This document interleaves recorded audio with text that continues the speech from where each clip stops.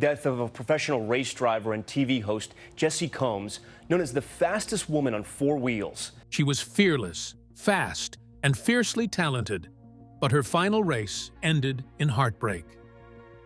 Jessi Combs, known to millions as a dynamic TV personality and the fastest woman on four wheels, left behind a legacy of inspiration and a tragedy that shook fans to the core. What really happened on that fateful day in the Alvord Desert? Was it just a mechanical failure? Or did something more sinister play a role in her death? Why did the world lose a legend on the verge of history? What drove her to risk everything for speed?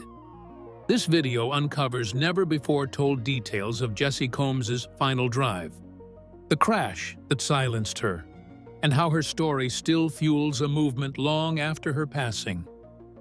The accident occurring as she raced across a dry lake bed, trying to go more than 500 miles per hour. Built for speed from day one. From her earliest days in South Dakota, Jessi Combs wasn't molded by convention. She was crafted by grit, grease, and gears.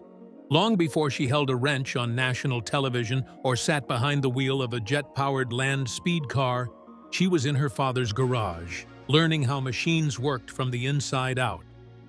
Jessi's father, a mechanical engineer, was instrumental in shaping her understanding of how things were built, and more importantly, how they could be rebuilt to go faster, stronger, and better. While most kids her age were playing with dolls or video games, Jessi was learning torque specs, threading bolts, and tuning engines. That passion became her identity, not something she stumbled upon, but something she was born into.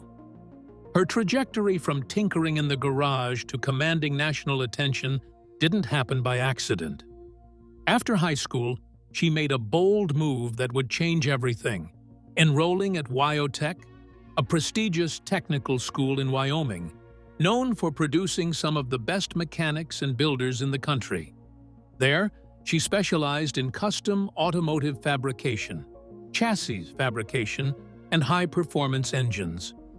She graduated with honors, not because it was expected of her, but because she demanded excellence from herself.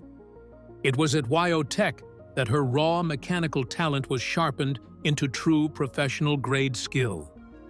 She didn't just pass her classes, she excelled in a male-dominated field that rarely saw women in the classroom, let alone at the top of the roster. There really was no waiting for permission or an invitation after graduation in 2004. Jessi went right on ahead and built herself a stage. Her first notable break came with Overhaulin', wherein she was not only a decorative face, but elbows deep in engine bays, welding frames, and fabricating custom components. That was how hard she worked and how much talent she had.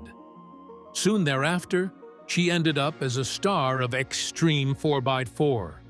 For 4 years and over 90 episodes, she appeared every time on the scene and proved to all gearheads across the country that she could build with the best of them. She was not there to play a part. She was the part. A builder, a driver, a designer, and a force to be reckoned with. Authentic to a fault, Jessi was different from so many others. Every bolt she tightened, every frame she welded, and every engine she built was based on real knowledge and experience.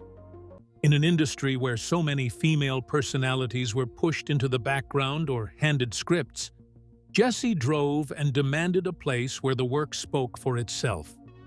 Viewers felt her skill, but appreciated her spirit, the creativity and confidence with which she addressed any problem. Dirt under her fingernails. Going head up with the most seasoned veterans. She was loud and clear. She wasn't trying to compete as a woman.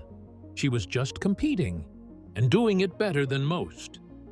But everything was not just cups of tea to her.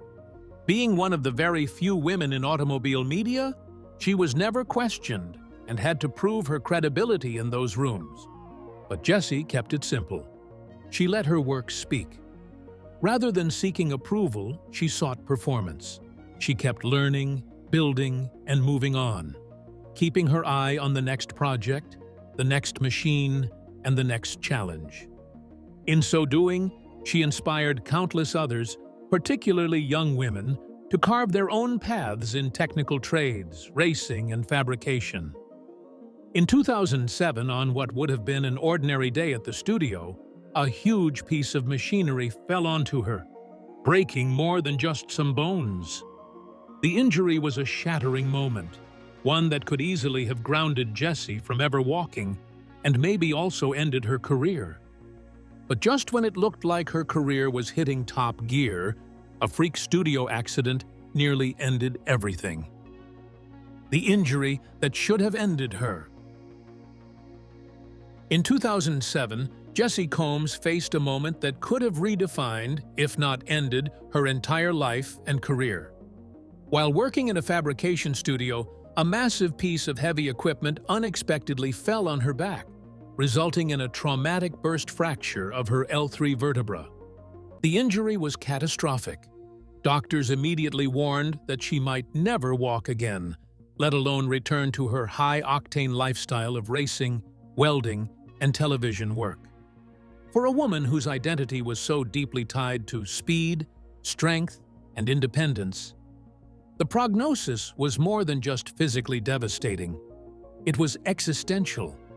Everything she had built from childhood, every hour spent under hoods and inside roll cages, now seemed to hang in the balance.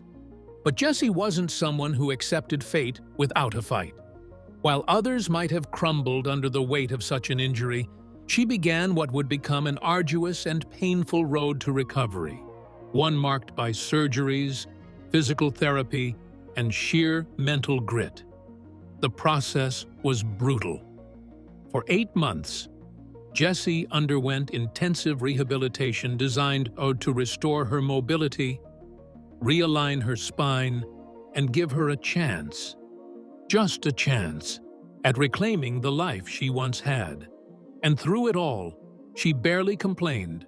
Those close to her later recalled how rarely she expressed fear or frustration. Jessi, true to form, faced each day like a new challenge to conquer.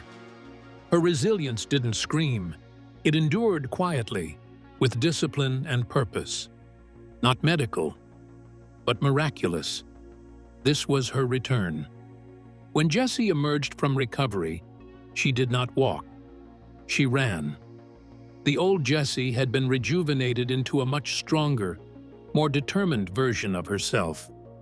No, even more, the same body which had almost paralyzed her was now welding metals, steering off-road rigs, and filming new television segments. She really didn't say much about the pain. She didn't have to because she was out working and on the racetrack. Everything else was self-explanatory. Jessi had seen one of those worst-case scenarios, and it did not rule her life. The accident, in a way, showed a different kind of strength in Jessi. Not strength measured through horsepower or heavy equipment, but by internal fortitude. She might be described as a competent, fearless fabricator by those who knew her exclusively from Extreme 4x4 or MythBusters. But behind the scenes, she was now someone who had been broken and rebuilt, both literally and figuratively. Her spine had been held together by surgical expertise, but her drive had remained entirely self-powered. Every time she stepped back onto a set or into a driver's seat, it was a declaration. She wasn't just back, she was reborn. Proceeding further, this gives a new dimension to Jessi's strength, neither about horsepower nor heavy machinery, but about the inner strength. Jessi was capable and courageous, at least to people who knew her from Extreme 4x4 or MythBusters. But in reality, she was now broken and rebuilt both physically and figuratively. The experience also deepened her sense of purpose. After the accident, Jessi had clear ideas about what she wanted the work she did to represent. She did not want to be just another TV personality or a niche fabricator. She understood how unique her position was as a woman excelling in a field where few were ever given a chance. With this new lease on life, she became even more determined to use her platform for other women, particularly younger women who aspire to find their way into the trades, motorsports, and engineering. Yet even after that miraculous recovery, something bigger was on the move inside Jessi. She had returned to television, back to off-road racing, back to custom metal fabrication. There existed a record, a goal, that had been quietly eating away at the edges of her ambitions for years. If she could survive that accident, then nothing else could challenge her.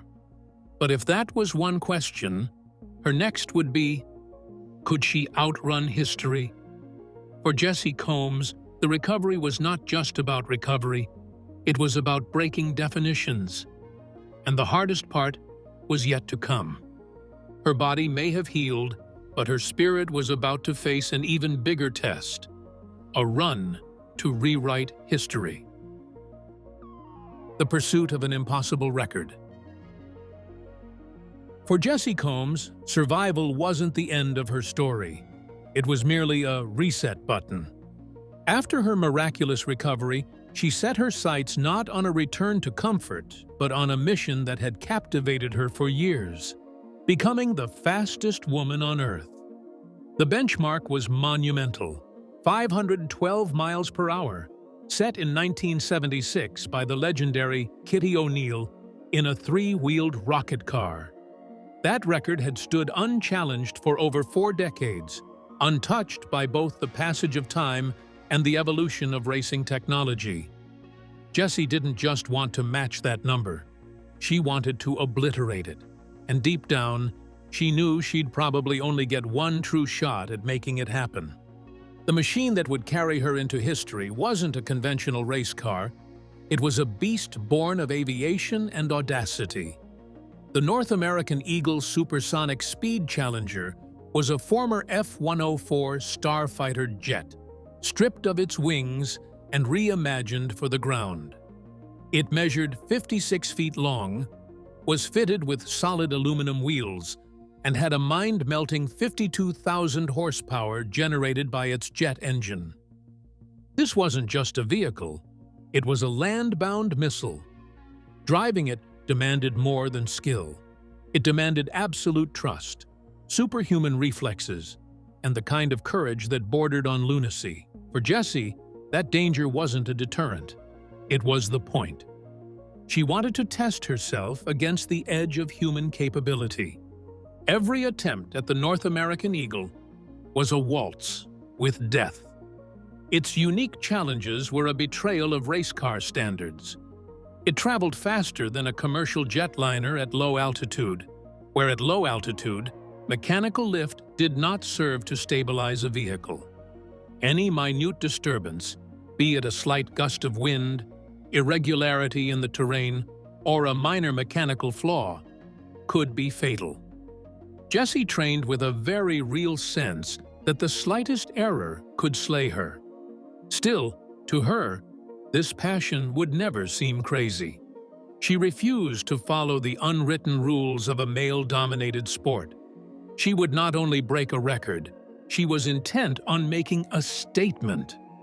And part of that would be to accept the risks, fully aware, and without flinching. There was quite a lot of heat in the Oregon room on August 27, 2019. Then, it opened with no cloud in the sky above the remote Alvord Desert, selected specifically for having a long, flat, open run. Now, the salt bed was glimmering under the weight of pending expectations. Jessi and the entire team had prepped the North American Eagle for days. They checked and rechecked each system, every bolt, every calculation possible. Tension was high, but Jessi was very calm, almost serene. There, along with a caption reading, "It may seem a little crazy to walk right into the line of fire, but I say thank you." She did her social media post about the desert. Classic Jessi, witty, unflinching, and fearless. The stakes were well known to her, and she embraced them. She was not going to sneak in on fate. She was going to charge right at it. Topped up are all the things she should think of. Fire suit zipped and helmet sealed. Inside the cockpit, it was not just a driver. Certainly, it was a missile operator. Her hands grasped the controls of a Leviathan, 17,000 pounds, moving hell for leather down the desert floor. The jet engine roared behind her, flinging the car toward speeds that very few people in the world have witnessed on land. Time was compressed at sea level, and a tiny tunnel of concentration surrounded by visible space again extended forward. 515.3 miles an hour clocked in one direction, already beyond Kitty O'Neill's record. But Jessi was far from finished. Germany's other way for her second run was the invocation of the two-way average needed for Guinness recognition. What she was gunning for wasn't just a number. It was a legacy. It represented everything she had ever fought for. All those long nights in the shop, a broken spine, shattering the silence in a man's world. She was racing not just against the clock, but against history and against doubt. Against the very idea that some records were never meant to be touched. But the dust of that historic attempt was settling upon the very records where history was written, not with ink, but with tragedy. Something had gone badly wrong, but that attempt would end in devastation. What happened next still raises painful questions. The crash that took her life. The run was nearly perfect. Jessi Combs had already rocketed across Oregon's Alvord Desert once that day, hitting an astounding 515.3 miles per hour, blazing past Kitty O'Neill's long-standing record. As the team reset the vehicle for the return pass, the atmosphere was electric. This was it. One more run, and she would officially become the fastest woman on Earth. The North American Eagle Supersonic Speed Challenger, primed and roaring, was more than just a machine. It was her partner in this historic attempt. With nerves of steel and laser focus, Jessi launched into the desert for a second time. This pass was even faster. The radar clocked her at 548.4 miles per hour, an unthinkable velocity. She was just seconds away from securing her place in history. But then, something went catastrophically wrong. At a speed approaching 550 miles per hour, Jessi's vehicle suffered a mechanical failure. According to the investigation conducted by the Harney County Sheriff's Office and supported by the North American Eagle team's data, the front wheel assembly collapsed. It was believed the failure was caused by the front wheel striking debris or an uneven patch on the desert floor, a nearly imperceptible flaw at normal speed, but fatal at supersonic velocity. In mere moments, the Challenger lost control. Jessi did everything she could in the cockpit, trying to shut down the engine, deploy the parachutes, and regain control. But at that speed, no amount of skill could override the physics. The vehicle veered off course and crashed. The trauma of impact was immediate and irrevocable. According to the official coroner's report, Jessi died as a result of blunt force trauma to the head. The fire that would engulf the wreckage a moment after that was highly secondary, for to the extent that it devoured what was left of the Challenger, she was already gone. For someone who once declared, "I'm not afraid of dying, but I ain't ready to die," this moment was painfully prophetic. She had died in the act of doing what she loved best, chasing greatness at the edge of possibility. But such a fact was hardly the least bit dull against the devastation felt by her team, her family, the community of racing. And so it is that suddenly, within a fraction of a second, news broke out of her death, and the whole world came to a standstill to mourn. Unimaginable, that even motorsport and media would have tributes drawn for such a person. Fans who had followed her journey since her extreme 4x4 days were shocked.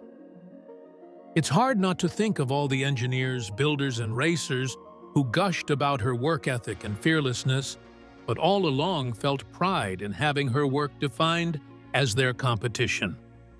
It just doesn't seem very possible that someone so full of life, so seemingly invincible, could actually disappear.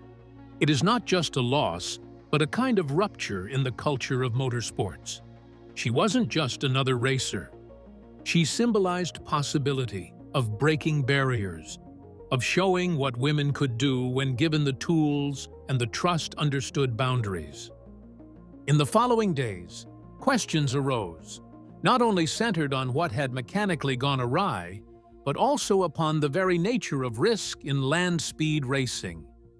Could anything be done to prevent this failure? Was the safety system up to the mark? Should such an irreplaceable person have ever been placed in this sort of position? They were not just technical musings, they were questions of the spirit. Jessi had known it was dangerous. She accepted that she could die. But for the living, as much or more so for her partner, Terry Madden, there was the powerful weight of grief. He would later call that day the worst day in my life. A wound made all the more painful by knowing she had been so close to fulfilling her dream. But even in death, Jessi wasn't finished rewriting the record books. Posthumous recognition and painful glory. Nearly a year after the crash that took her life, Jessi Combs received the recognition she had died pursuing. In June 2020, the Guinness World Records officially certified her final achievement, 522.8 miles per hour, making her the fastest woman on Earth. It was the culmination of a lifetime spent chasing speed, breaking boundaries, and defying stereotypes. But the honor came with a cruel twist. It was awarded posthumously. There was no celebration, no cheers from the pit crew, no champagne in the winner's circle, just a number etched in the record books and a void that no trophy could ever fill. The title she had pushed herself to claim, at incredible personal cost, was finally hers. But it arrived in silence. The record itself came with complexities. Jessi had reached 515.3 miles per hour on one run and 548.4 miles per hour on the return, clocked by official race data. By land speed rules, the average of 2 runs completed within 60 minutes is used for the official record. That should have meant a calculated average of 531.9 miles per hour. But after factoring in timing intervals, distance covered, and certification protocols, Guinness ultimately locked the figure at 522.8 miles per hour. While some felt it underrepresented what she had truly accomplished, the reality remained. Jessi had done it. She had surpassed Kitty O'Neill's legendary record and etched her name in the pantheon of speed. No asterisk, no ambiguity, just legacy. But records alone can't console those left behind.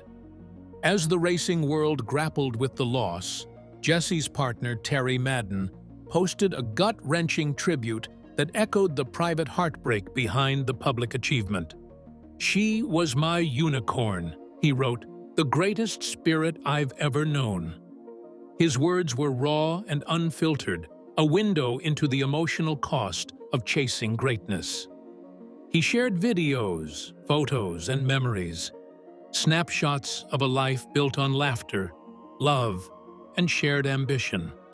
In the quiet aftermath of her final run, he wasn't just mourning a partner. He was mourning the woman who had become the center of his world, stolen away by the very dream they had chased together. The announcement of Jessi's record sent ripples across motorsports and media. Fans celebrated her legacy, but many also demanded more. More than a certificate, more than a press release. They called for real recognition. memorial races, scholarships, tributes, and most critically, safety reforms. Jessi's death had illuminated the brutal risks of land speed racing, an often underfunded, under-regulated corner of motorsports where innovation sometimes outpaces protection. Some argued that Jessi's crash should be a turning point, a reason to improve safety standards, build better escape systems, and ensure that no racer, male or female, would have to pay with their life in pursuit of a title. But Jessi's legacy went far beyond numbers or regulations. For many, she symbolized a much-needed shift in the culture of speed. She was proof that women didn't need permission to participate, that they could build, fabricate, weld, and race with the best of them. Her presence in garages, racetracks, and on-screen wasn't a novelty. It was a necessity. Her death was a tragedy, but her career was a triumph. And the record she left behind wasn't just a mark of velocity. It was a declaration that no frontier was off-limits to those brave enough to pursue it. But Jessi's greatest legacy wasn't just her speed. It was the movement she ignited. Jessi's foundation and final mission. In the months following Jessi Combs' tragic death, those closest to her were left not only with grief, but with a question. How do you honor a life lived so boldly, so fearlessly, and with such purpose? The answer came swiftly and with great clarity. You keep building.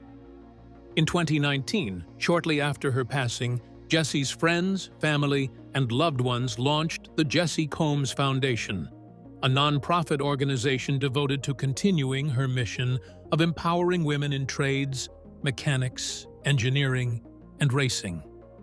It was more than a tribute. It was a blueprint, built on the values Jessi lived every day: determination, education, grit, and unapologetic ambition. The foundation's motto, "What would Jessi do?" became more than just a slogan. It became a guiding philosophy. Every scholarship awarded, every mentorship launched, every workshop funded carried that question at its heart. Jessi believed that true freedom came from building your own path, welding your own frame, fixing your own engine, carving out your own destiny.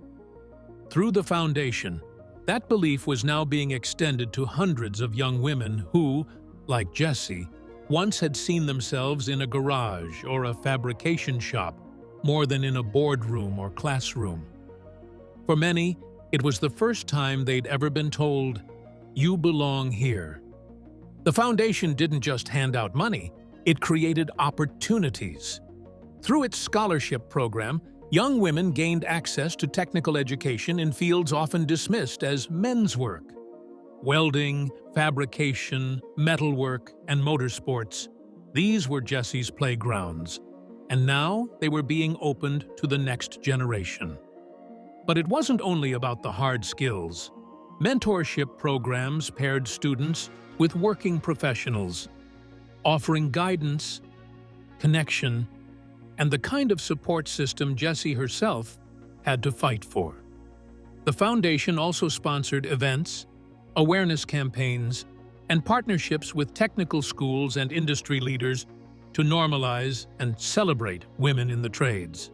More importantly, the foundation made clear that Jessi's message was never just about metal and machines. It was about mindset. Jessi believed that courage wasn't the absence of fear. It was the decision to act anyway. That philosophy resonated with girls and women across the country who may never sit behind the wheel of a jet-powered car, but who felt emboldened to tackle their own impossible goals, whether in a garage, a classroom, or on a racetrack. The foundation reminded them, you don't have to choose between being tough and being feminine, between being skilled and being emotional, between chasing speed and building stability. You can be all of it. Over time, the impact became clear.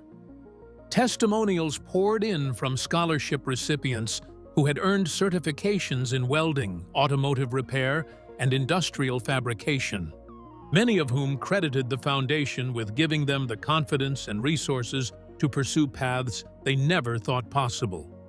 Schools began to reference Jessi's story in their programs. Her name became synonymous with excellence and empowerment in technical education.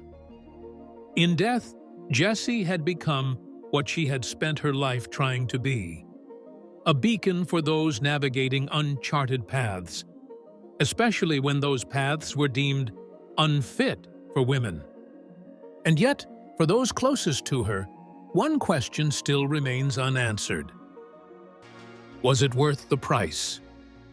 As tributes poured in following Jessi Combs' death, one quote kept resurfacing, haunting, powerful, and now tragically prophetic. "I'm not afraid of dying, but I'm not ready to die." Those words weren't just musings from a thrill seeker. They reflected a deep awareness of the risks Jessi faced every time she climbed into a high-speed machine. She understood the stakes. Land speed racing isn't like other motorsports. There's no grandstand, no racetrack, no second chances. There's only a desert, a jet engine, and the silent question: how far are you willing to go? Jessi's answer was always the same: as far as it takes. But now, in the wake of her loss, that willingness comes with an unavoidable question. Was it worth the price? The toll of Jessi's ambition has been devastating for many who knew and loved her. Her final run was never a stunt or for publicity. It was years in preparation, work, pain, perseverance, and purpose. Yet, its ultimate sacrifice came at a permanent price. Terry Madden, Jessi's boyfriend and racing partner, has been candid about his grief, the dual emotion of pride and heartache. He called her the greatest spirit he had ever known, yet he would surrender all honors, all records, just to have her back. Those closest to her and Terry say that Jessi's death was not a tragedy rooted in recklessness, but a cruel conclusion that came from chasing something she believed in with all her heart. All her life, Jessi chose to walk on the edge. Not a fight or fear of this edge, rather, she trusted it. From monster truck events to motorcycles, off-road races to jet-powered cars, her life could be built on something that took risks and did not advocate it as recklessness, but as a way of achieving excellence. It is very hard to explain to people who have never needed to push the boundaries for the sake of gravity-defying flight. The place between perfection and total chaos. Still, she did not chase glory blindfolded. She trained hard, respected the science, and calculated every risk. In a sport where the margin of error disappears at 550 miles an hour, everything can fall down because of a pebble, even perfection. It was the cruel truth about her crash. She did everything right, but it still was not enough. She was more than just a racer. Behind the helmet, Jessi was a daughter, a mentor, a partner, a dreamer. Her laugh was loud, her work ethic legendary, and her generosity unmatched. She didn't simply inspire people, she elevated them. And perhaps the hardest part of her story is knowing how much more she could have accomplished. There were scholarships to fund, girls to mentor, and records to seek. But she didn't erase her legacy by dying. If anything, this amplifies it. Jessi didn't live a long life, but she did live a huge one. In so doing, she left behind more impact than many who doubled her years. Her memory also revived the debates concerning safety in land speed racing. Some critics asked if, really, the technology had advanced faster than the safety standards. Others questioned if the culture built around breaking records at all costs needed modification. These debates are embittered, but necessary wouldn't be false to suggest that after such agony, Jessi's death has forced the racing world to take a good, long look at itself and how it balances ambition with preservation. If her legacy results in better education for future racers, then her last act may save lives, just as her life changed them. If her legacy moved you, let us know in the comments. Don't forget to like, share, and subscribe for more unforgettable stories. And if you're asking yourself, what would Jessi do? You're already heading in the right direction. Now go ahead and click on the next video showing on your screen. Trust me, you don't want to miss it.